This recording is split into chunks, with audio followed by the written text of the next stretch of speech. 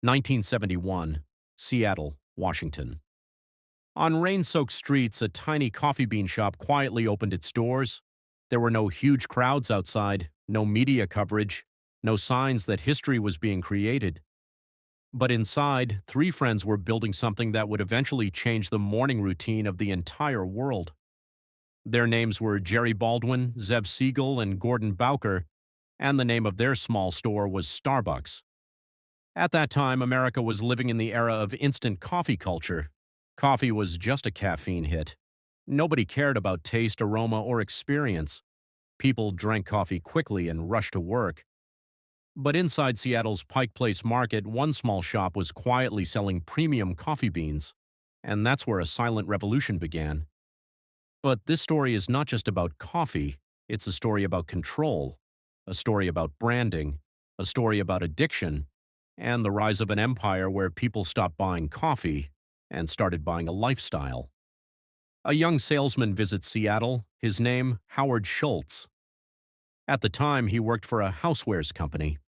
One thing caught his attention. A small coffee shop in Seattle was ordering an unusually large number of coffee machines. Curiosity pulled him toward Pike Place Market. The moment Howard Schultz walked into Starbucks for the first time, he didn't just smell coffee. He saw an opportunity. The aroma of freshly roasted beans, wooden interiors, passionate employees. Everything felt different. This was nothing like ordinary American coffee shops. Howard was shocked. How could a simple coffee store create such emotional attachment? He spoke with the founders. He was deeply impressed. A few months later, Howard Schultz joined Starbucks as director of retail operations and marketing. But this is where the real conflict began. At that time, Starbucks only sold coffee beans. No ready-made drinks, no latte, no cappuccino, no mocha, just beans. But inside Howard's mind, a dangerous idea was growing. Howard traveled to Italy. On the crowded streets of Milan, he discovered a completely different world. Italian espresso bars were not just coffee shops, they were social hubs. People gathered there, they talked, they built relationships. Coffee had become an experience. Howard's mind was racing. He thought, what if America had this kind of coffee culture too? When he returned to Seattle, Howard gave an excited presentation. Espresso bars, Italian cafe culture, comfortable spaces, human connection. But the Starbucks founders rejected the idea. To them, Starbucks was a premium coffee bean company, not a restaurant business. Howard became frustrated. Meetings grew heated. The vision clash became intense. Then Howard made a risky decision. He left Starbucks. He had very little money. Investors refused to believe in the concept. Many people said America would never accept espresso culture, but Howard refused to stop. He launched his own coffee company, Il Giornale, small stores, Italian music, standing coffee bars, fast espresso service. Howard was experimenting, and surprisingly, customers loved it. Then came an unexpected twist. The Starbucks founders decided to sell the company. Howard saw his opportunity. But there was one problem. The deal was massive. He needed millions of dollars. Howard went from office to office trying to convince investors. Again and again, he faced rejection. Some investors laughed at him. Others said coffee could never become a scalable business. Howard was almost broken, but eventually, one investor said yes. Howard Schultz acquired Starbucks, and from that day forward, the company completely changed. Starbucks was no longer selling coffee beans. It was selling an experience: soft jazz music, warm lighting, Italian drink names, personalized cups, comfortable seating. Customers were made to feel special. For the first time in America, coffee was becoming an emotional product. By the early 1990s, Starbucks was expanding aggressively, one city after another. With every new store, the brand became stronger, but Howard's vision was even bigger. He didn't just want to sell coffee. He wanted to create a third place, a place after home, a place after work, a place where people could belong, and the strategy became dangerously successful. College students spent hours inside Starbucks. Freelancers worked on laptops there. Business meetings happened there. Dates happened there. Coffee became secondary, habit became primary. Slowly, the green logo became a status symbol. Starbucks went public on the stock market, and Wall Street was shocked. Investors started placing massive bets on the company. Expansion became even more aggressive. New stores opened everywhere: airports, shopping malls, downtown streets, highways, college campuses. It started to feel like Starbucks was appearing everywhere at once. But rapid expansion also created pressure. Competitors began attacking the company. Local cafes claimed Starbucks was destroying coffee culture. Critics argued the company was turning coffee into a corporate machine, but Starbucks' real weapon was not coffee, it was data. The company carefully tracked customer behavior: which drinks sold best in different neighborhoods, which music playlists kept customers inside longer, which smells triggered cravings. Everything was calculated. This was no longer just a cafe business, it was behavioral engineering. By the year 2000, Starbucks had become a global phenomenon: Japan, China, Europe, the Middle East. The same green logo was spreading everywhere, but as fast as the company grew, cracks also began to appear.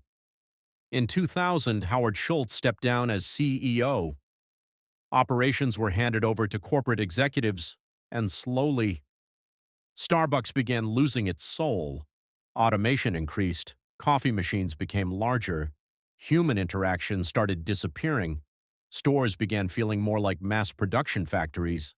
Customers noticed, critics said Starbucks had become artificial. Then came the 2008 financial crisis. America was facing economic collapse. Consumers cut luxury spending. Starbucks sales started falling. Hundreds of stores became unprofitable. The company entered panic mode. And then, Howard Schultz returned. He looked at the company and was shocked. According to him, Starbucks had become more of an efficiency machine than a coffee company. Howard took drastic action. Hundreds of stores were closed, thousands of employees were laid off, executives were reshuffled. But the most shocking moment was still ahead. One day, Howard temporarily shut down every Starbucks store across America. Thousands of stores, millions of dollars lost, for one reason: to retrain baristas on how to make the perfect espresso. Wall Street was stunned. People called it a suicidal move. But Howard understood something important. If the Starbucks experience died, the company would die with it. Training sessions began, coffee quality improved, focus returned to customer experience, and slowly, Starbucks recovered. But the next battlefield was even more dangerous: China. In the late 2000s, Starbucks aggressively entered China. The problem was obvious: China was traditionally a tea-drinking country. Analysts predicted failure. But Starbucks used the same strategy once again. Coffee was no longer just a drink. It became aspiration, luxury interiors, premium branding, modern urban lifestyle. Young Chinese consumers started seeing Starbucks as a symbol of Western success, and what happened next shocked the world. China became Starbucks' fastest-growing market. A new store was opening almost every 15 hours. But as the company grew larger, controversies grew larger too: tax allegations, worker union conflicts, overpricing accusations, cultural dominance criticism. Some people called Starbucks a symbol of modern capitalism. Others called it a corporate addiction machine. But the company kept moving forward. Mobile apps launched. Reward systems expanded. Digital ordering exploded. Starbucks was no longer limited to physical cafes. It had entered people's smartphones: app notifications, reward stars, limited-time drinks, seasonal hype. Psychology was being used once again. The pumpkin spice latte became more than a beverage. It became an internet event. Red holiday cups became social media trends. Starbucks understood something important about the modern world. People don't buy products anymore. They buy rituals. Then the pandemic arrived. Lockdowns, empty cafes, global fear. A company built around gathering spaces suddenly found itself trapped in a world of isolation. Thousands of stores temporarily shut down. But Starbucks adapted immediately. drive-through expansion, mobile pickup, delivery systems, digital loyalty programs. The company moved in survival mode at lightning speed, and yet internal pressure kept rising. Employees experienced burnout, unionization movements started growing, social media criticism intensified, baristas openly complained about working conditions. Now Starbucks was fighting more than market competition. It was fighting a public perception war. But by this point, the Starbucks empire had become deeply embedded into everyday life. Morning routines, office culture, study sessions, road trips, dating culture.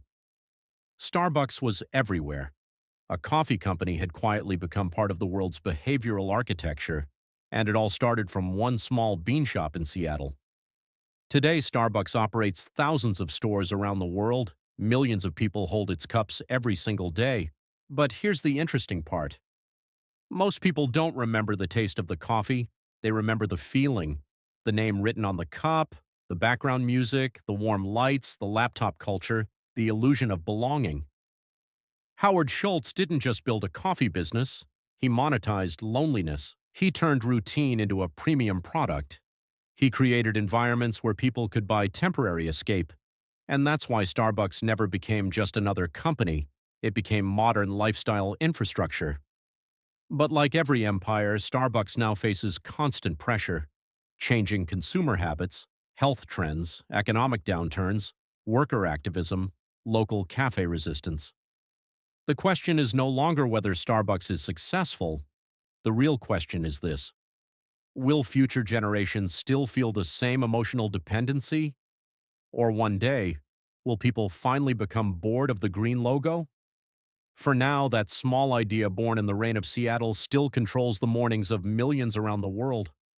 And whenever the glowing green siren logo appears on a crowded city street, one thing becomes clear. Coffee was never just coffee.